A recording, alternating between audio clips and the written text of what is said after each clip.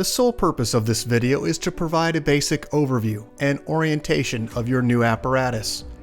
This video is not intended to act as or replace individualized driver-operator training.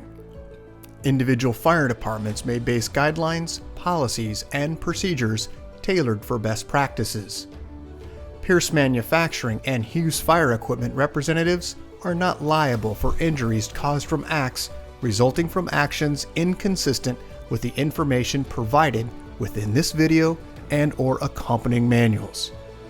Refer to the Operation and Maintenance Manual for complete details relating to the components and features of this apparatus. Only trained personnel should operate this vehicle or perform maintenance. You are responsible for learning how to operate this fire apparatus under all conditions without having to refer to the manual while operating at an emergency incident. This video will discuss types of warnings and caution labels. It is your responsibility to locate and identify each of the labels and understand the importance and associated hazards. Warning labels will point out procedure that must be taken or action that must be avoided to guard against the possibility of serious injury or death. Caution labels will advise you that there is a risk of damage to property if certain precautions are not followed. Continuous training, reviewing of operation and service manuals, developing good standardized practices will assist driver operators with a more complete understanding of the components and operation of this fire apparatus. As the driver operator of this vehicle, you are responsible for understanding the function of each component of the apparatus, maintaining control of the fire apparatus at all times while in operation. Make operational and functional changes while operating at an emergency without having to read operator's instructions or safety warning labels. Operate manual override and emergency shutdown procedures immediately if a component fails to operate properly. Components location may vary with each Pierce fire apparatus. Review the exact location of each component prior to operation. Major inconsistencies between your vehicle and the information contained in this video should be directed to your sales representative. Safe operation of any vehicle is the responsibility of the driver operator. You must learn the location and function of all controls, switches, gauges, valves, inlets, and discharges. Due to a higher center of gravity, heavy trucks have a significantly higher rollover tendency than other types of vehicles. To reduce the risk of rollover, avoid making sharp turns, excessive speed, and avoid abrupt maneuvers. In the event of a rollover crash, an unbelted person is significantly more likely to become injured or die than a person wearing a seatbelt. In the event of a crash, unbuckled occupants can also become a hazard to other occupants, as they may be thrown around inside the cab. Seatbelts are required while in operation. Please refer to your warranty certificates for details and information enclosed in your manuals. Customer-installed equipment must be mounted to withstand road travel and comply with NFPA 1901. Modifications such as drilling holes or welding to structural frame components of the chassis are not permitted. Contact Pierce for instruction and review of non-structural sheet metal or other dissimilar metals for modification. Follow the radio installation guide for further assistance on installing or mounting electronics. Before placing your new apparatus into service, perform a primary inspection of key components of the apparatus, including all fluid levels, anti-lock braking systems, electronic stability control, and automatic traction control. Weigh your apparatus to ensure that it conforms to axle and brake ratings. Never exceed the gross axle rating printed on the label inside the cab. Exceeding these ratings could lead to reduced component life, personal injury, or death. Review the use of auxiliary braking systems, compression brake, exhaust brake, electronic retarder, and hydraulic retarder. Before placing the apparatus in service, refer to the operational maintenance manuals. Information on the operation and maintenance functions for the components such as the pump, pressure governor, and foam systems, along with other options, is provided in either the Pierce manuals and/or other manufacturer support information delivered with the apparatus. If you need more information, please contact Hughes Fire Equipment. Congratulations, Valdez, Alaska, on your new Pierce fire apparatus, job number 36574. Please utilize this 5-digit job number when referencing your apparatus with Hughes Fire Equipment and Pierce Manufacturing. We'll get started on a brief orientation of your new apparatus. First, let's start with a few images, full side view from the driver's perspective. Let's move now into the cab section. And then we'll take a look at the full body area, once again driver's side. And let's move around now to the passenger side of the vehicle. Full view. We'll focus now into the body section. And then we'll move to the very front cab passenger side. And then a quick shot of the rear of the apparatus.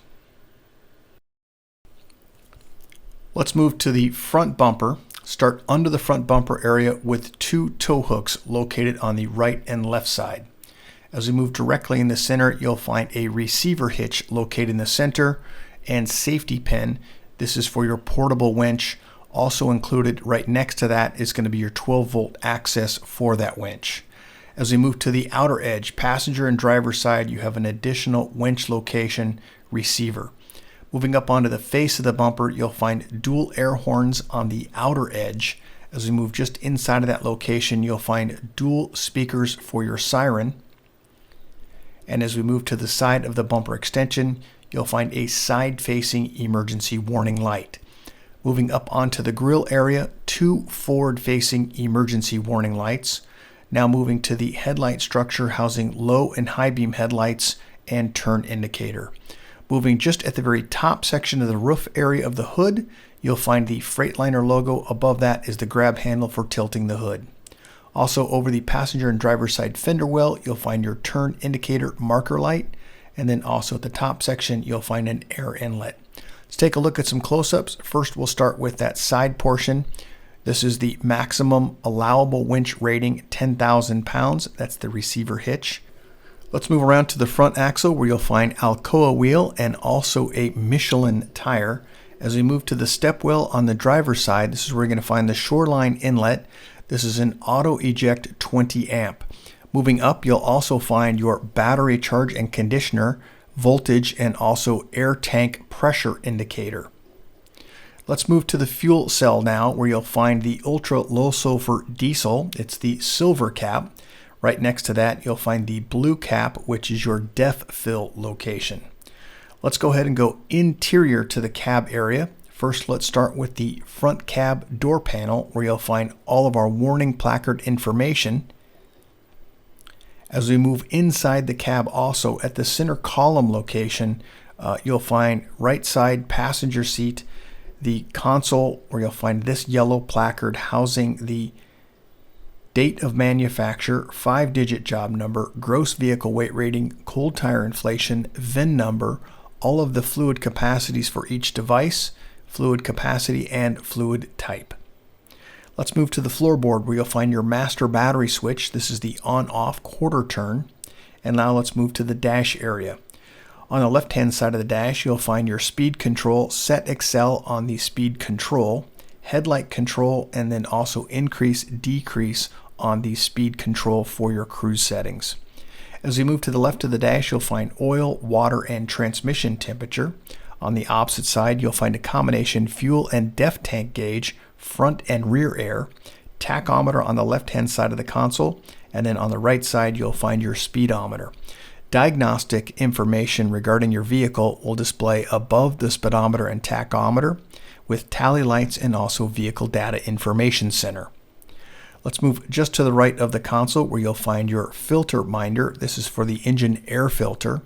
You'll also find a switch regarding your rear axle lock. Let's move slightly downward to your transmission. This is your Allison push button transmission pad. It does have a digital readout. Moving just to the right, you'll find at the top section additional storage location and some cover plates, air conditioning vents. Let's move just downward from this location. We have a few switches here. Let's first start in the upper left-hand corner. This is going to be your regen switch. Right next to that, you'll find a low range and high range switch indicator. As we move further down, you'll find your engine brake, exhaust brake. And then to the right, you'll find a switch labeled all-wheel drive locked. And then we move further to the right with a caution indicator, disengage the retarder when the vehicle is on wet or slippery surfaces. Also placard regarding your vehicle for the height of the vehicle, 11 feet 3.5 inches, length 34 feet 10 inches, and a gross vehicle weight rating 37,000 pounds. Just to the right, your yellow diamond, which is the pull to apply your system parking brake and push to release. As we move to the right of that location, you'll find some additional switches. First, front scene, driver's side scene, passenger side scene, and rear scene. Right next to that, you're going to find a load manager and also a low voltage tally indicator. To the right, an audible speaker. The outer edge of that bezel does allow you to brighten or dampen the sound. As the next switch module down, we have a mirror heat, high idle switch to engage the high idle, an indicator OK to engage the high idle, that's the green, awning extended, and door open warning indicators. Let's move down where you'll find climate control for heat and defrost, and then also your fan speed. As we move to the front section of the console in between the driver and passenger, you'll find your wireless fire comm system and also a radio speaker. Moving into the top section, you'll find the control module for your siren and PA speaker, and also some switch panels, which we'll go over. I've got a close-up of that. And then also your unit radio, and then also the fire comm module for your headset system. Let's take a look at some close-ups. First, let's start back up at the top with the siren module and also PA speaker. As we move to those set of switches, we're going to find emergency lighting switches, your unit radio, and then also your fire comm system. As we move further back on that center console, you'll find locations for storage of additional resources. As we look overhead of the operator space, we'll find some storage locations, also some cab lights, and then also a backup monitor. This will activate when the vehicle is placed into reverse. An information flashing light here. Do not move your apparatus if this light is illuminating or flashing. You have a compartment or door open. Seatbelt information. Red indicating someone is in the seat and not belted. Green in the seat and belted. General view overhead. Fire comm systems mounted to the rear of the cab. As we look now to the body section, we're on the driver's side. At the very top section, you have a awning, and then just underneath that, side-facing emergency and also a side-facing scene. The lower portion, we have additional storage location, roll-up compartment doors, adjustable shelves. Inside, we do have a long-handled tool storage, and then also we have, when plugged into Shoreline Power, an outlet, and I've got a close-up of that. At the very top section, you have, when plugged into Shoreline Power, your compressor for your brake system will operate, and then also battery charge location. This is going to be your vertical tool storage, and also, once again, Shoreline outlet 20 amp. That's only when you're plugged into Shoreline Power, this will be active. As we move to the compartments directly over the rear axle, we have pull out and tilt downward shelving. And at the very top section, we have adjustable shelving. As we look to the front section of the axle area, lift up compartment here gains you access to the side facing receiver and also 12-volt access for that winch. Pull out and tilt downward shelves here, just a demonstration. Once again, 10,000 pound maximum allowable winch rating, and then also your plug-in for that winch. As we move to the rear section, you'll find scene lighting and then also emergency warning lighting. As we move just under the rear axle area to the bottom, you're going to find folding wheel chocks, also a compartment shelf in the lower section, which will completely pull and expose all items on the shelf, so full extension. As we move upward, you'll find a pull-out tray, release mechanisms on the right and left, an adjustable shelf, and at the very top section, also a drop-down shelf, which is also a pull-out tray, release on the right and left side. Let's go ahead and take a look now. This is with them fully deployed. You can see the upper portion does tilt downward. As we move around, full compartments in the open position. Let's move to the rear of the apparatus. Starting just underneath the rear of the apparatus, you'll find just to the left of the receiver hitch, you'll find 12-volt access for your trailer, and also you'll find access for your winch. Just a couple reminders, we have a trailer weight of 5,000 pounds and then also a tongue weight of 500. Some safety warning placards here. Fall warning regarding do not ride on the vehicle while it's in motion, and then also when climbing on the vehicle, make sure you face the vehicle. In the center, we have a backup camera recessed. As we look to the top section of the cab, you'll find vent sections here for inside the person space. As we look to the cab, you'll find your LED warning lights in the front section. We've now moved around to the rear section. Additional compartments located in the upper portion. These 2 hatch compartments on the left side do have LED lighting, and then 2 hatch compartments on the right side also with LED lighting and a center walkway. Let's move back down to the side of the vehicle. Full view here of the passenger side. We'll start at the very rear section of the apparatus. Same configuration as you're going to find on the driver's side because this is a pass-through compartment. Full extendable shelf at the bottom, pull-out tray, and also a pull-out and tilt downward tray at the top, and then also that upward section shelf. Let's move to the next set of compartments where you'll find this is directly over the rear axle. At the very top section, adjustable shelving, and at the very bottom section, we have that pull-out, tilt downward. Those release mechanisms are on the right and left-hand side of each of those trays. Also, the access point for your hitch location for your winch. Just a quick shot here with those in the deployed position. Let's go back to the winch location. Once again, 10,000 pound maximum allowable winch rating, and then also your 12-volt access in the lower portion. Rear axle, Michelin tires and Alcoa wheels. As we move to the next compartment forward, we'll find a bottle storage location, also a pull-out toolboard tray, and then also additional access for those long-handled tool vertically stored. As we move down, we have your little giant at the very bottom section with some Velcro ties. What I would like to point out in this area is a warning placard regarding your exhaust. Extremely hot diesel exhaust temperatures do exist. Be cautious where you park your vehicle. Let's take a look at some close-ups of those things we just talked about. Once again, a bottle storage location. There is DuraSurf on the lower portion of that so that you can protect the bottles. Pull-out tray with a vertical tool board, access both forward and rear section of that tool board. Long-handled tool storage with Velcro strap. As we move to the very bottom section, you'll find the storage location, Velcro straps, securing your little giant ladder. As we move underneath, you'll find that warning placard regarding your exhaust temperatures, and then forward of that location is your battery storage location. These are the 3 batteries on a pull-out tray. As we look inside that compartment, you'll also find on the vertical side sheet additional wiring harnesses located here. They are color-coded and also labeled. You'll also find your air pressure sensor. Let's go ahead and move inside the rear section of the body. First, affixed to the door panel, safety and warning placard information. The next set of images is going to be that of inside the cab area. We'll just take a quick look through these areas here. We look to the rear wall where we have fold-down seating and also seat belts.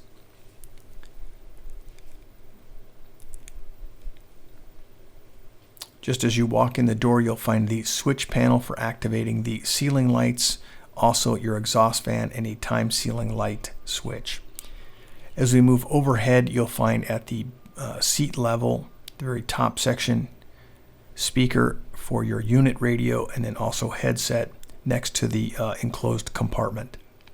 As we look to the ceiling, you'll find your vents and then also additional lighting. As we move just underneath that compartment storage, you'll find your unit radio. We also do have some warning information here regarding spare wiring, which is behind the placards indicating the type of spare wiring. As we move inside the compartment, once again, when plugged into Shoreline Power, you'll find this outlet will be active. It is a 20 amp. Right next to it, you do have a 12-volt access via USB. Let's go ahead and take a look at the ceiling section where you'll find 3 lights and then also the 2 vents located on the passenger and driver's side. General view here of your desk area, and then also see-through compartment at the very front section of the cab. Let's go ahead and move now into the officer space. Door cab here on the passenger side. Also step lighting as to gain access into the cab area. As we move to the door panel, once again, safety and warning placard information affixed to the door panel. As we look inside, we're going to find our headsets to the rear section of the seat area, and then push on and off lenses at the very front section of the cab. Let's move down to the front axle. Once again, Michelin tires, Alcoa wheels. The next set of several images are going to be just of the chassis area, and then also just underneath the body area.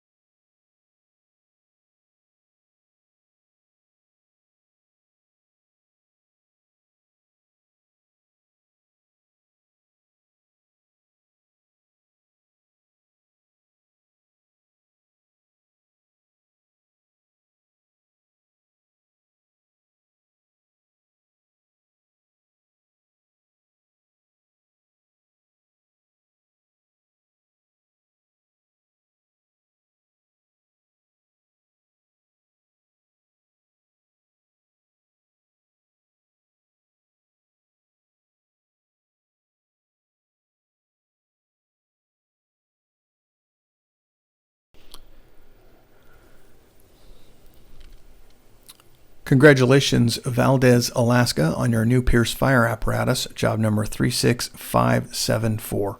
If you have any questions regarding your apparatus, please contact your Hughes Fire sales representative. Thank you and congratulations.